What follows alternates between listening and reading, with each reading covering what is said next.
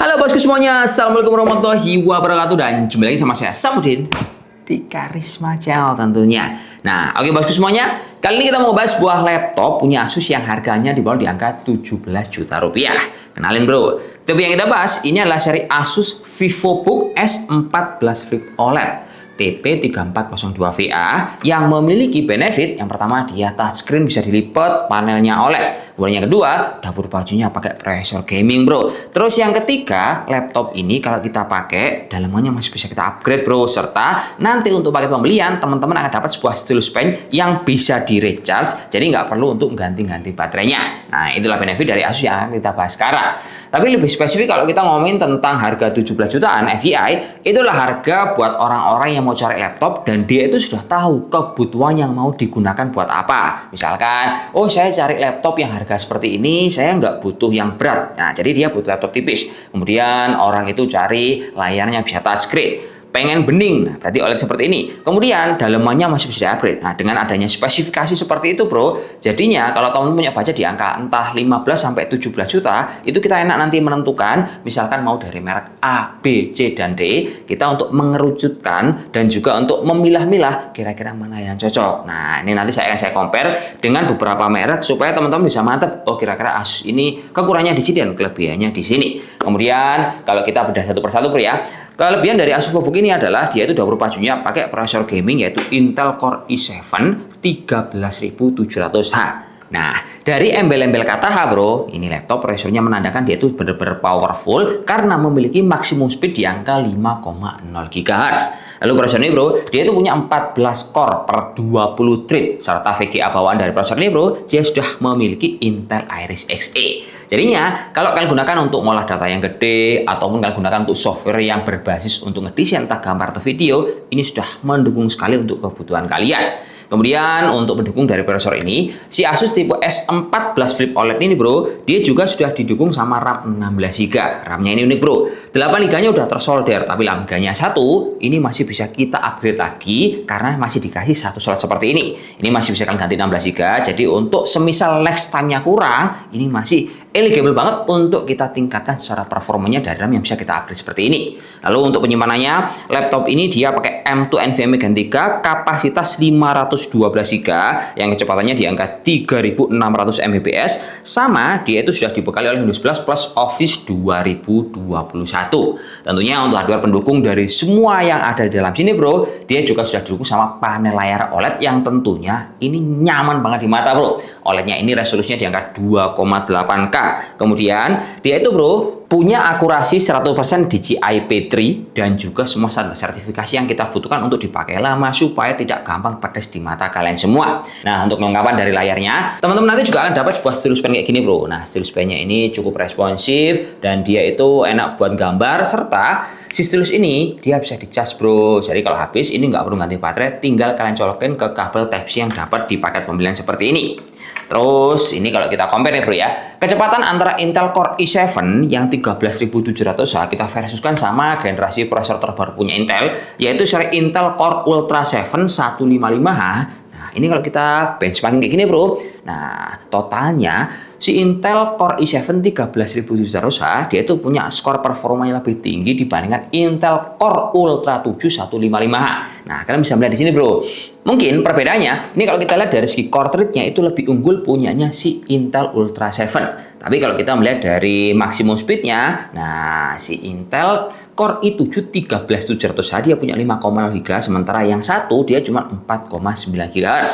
Jadi saya bisa bilang bahwa urutan prosesor terbaru itu belum tentu mengalahkan urutan yang sebelumnya alias di versi gaming 13700H seperti ini bro. Nah, dari data skor yang udah kita kasihkan sama kalian, kita bisa menyimpulkan bahwa oh ternyata tetap generasi prosesor 13700H dia itu punya performa yang lebih ngebut dibandingkan Intel Core Ultra 7 155H.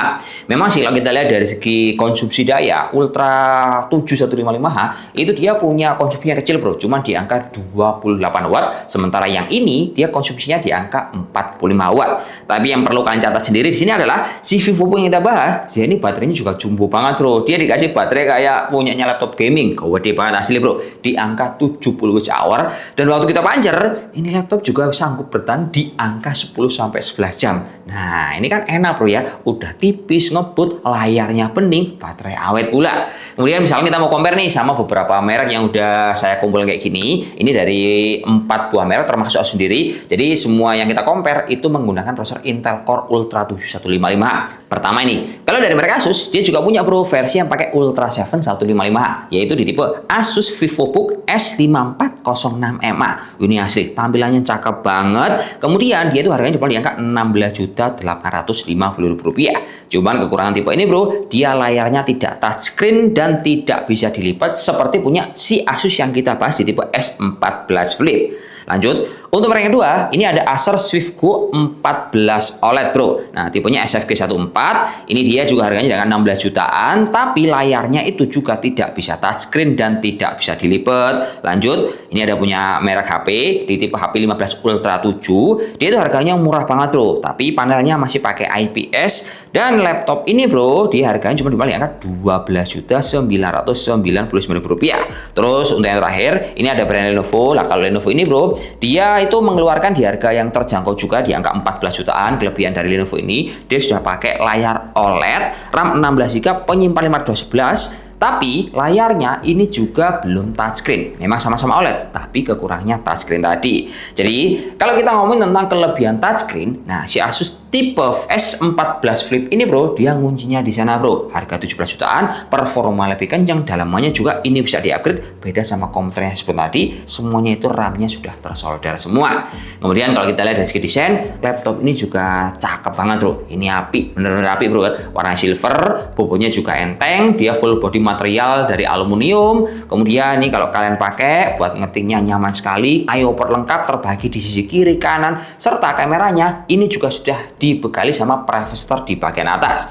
Terus ini kalau kita lihat dari segi performa benchmark, teman-teman langsung bisa aja menyimak dari data yang udah kita kumpulkan seperti ini kawan.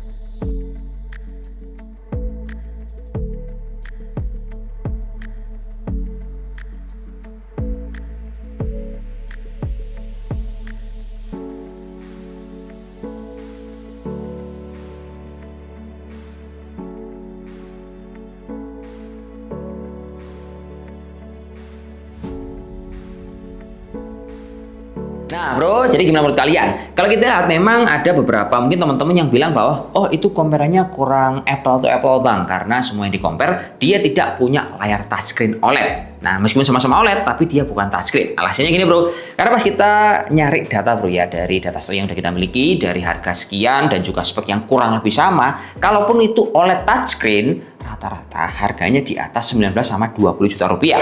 Nah si Asus ini nyetingnya murah banget bro, cuma 17 juta, tapi dia memang bukan pakai prosesor yang terbaru. Pokoknya di situ kalau mau compare sama punya Lenovo nih, mau punyanya si Acer nih, ataupun HP hingga MSI, nah rata-rata harganya mahal semua. Kalau ngomongin laptop tipis, OLED, touchscreen, dan juga dalemannya itu setingkat sama yang kita bahas sekarang. Pokoknya di situ. Makanya tadi dari yang udah kita benchmark atau kita compare, kita kasih yang kurang lebih sama, cuman minusnya dia layarnya nggak touchscreen seperti itu.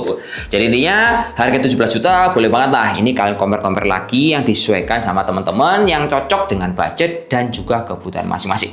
Intinya saya di sini akan ngasih informasi supaya mempermudah kalian dalam hal memilih laptop di budget tersebut. Yaudah mungkin cukup sekian, terima kasih informasi yang biasa saya pakai, semoga bermanfaat dan see you next time video. Assalamualaikum warahmatullahi wabarakatuh dan salam jos. Semoga bermanfaat kawan, oke?